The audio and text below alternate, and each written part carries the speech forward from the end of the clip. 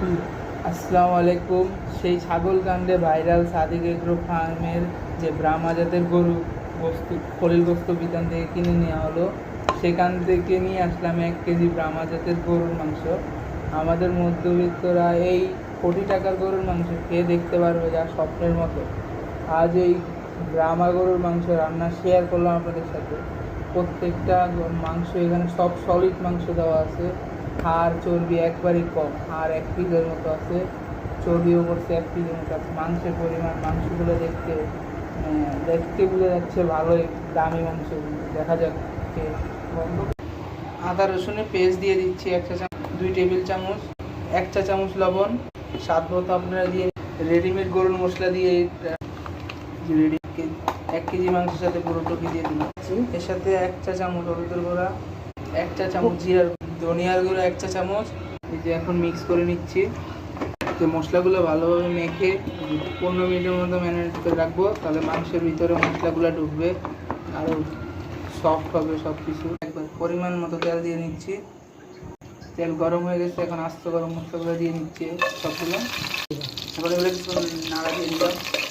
তারপর পেঁয়াজের কুচি দিয়ে নিলাম। পেঁয়াজগুলো এখন আস্তে আস্তে হালকা বাদামি হওয়া পর্যন্ত ভেজে নিব।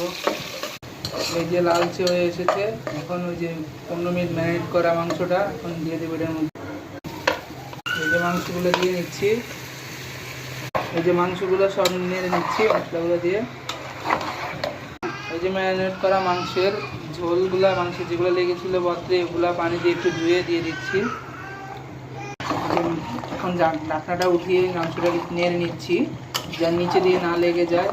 এখন মাংসটা এভাবে কিছুক্ষণ পর পর দেখতে হবে যেন না লেগে যায়, আর মাংসটা নিচে দিয়ে এভাবে নড়াতে ঝোলটা একবার শুকিয়ে ফেলবে। এই যে কষাতে কষাতে মাংসের ঝোল পুরো শুকিয়ে গেছে। মাংসের যে তেল ছিল, এই মাংসের তেলটা বেশি উঠেছে। এখন নাড়ায় নিচ্ছি, নাড়ায় এখন পানি দিয়ে এর মধ্যে গরম পানি দিয়ে মাংস, এই যে গরম পানি দিয়ে ভালোভাবে নেড়ে নিচ্ছি। মাংসটা দেখে বোঝা যাচ্ছে অনেক তাড়াতাড়ি মাংসটা মনে হয় সিদ্ধ হয়ে গেছে।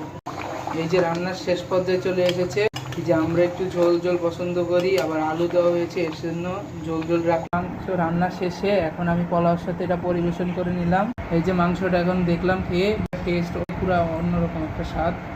মাংসটা আসলে অনেক মজাদার। আপনারাও যদি এই ভিডিওটি ভালো লেগে থাকে তাহলে লাইক, কমেন্ট, শেয়ার করবেন, আমাদের পেজের পাশে থাকবেন।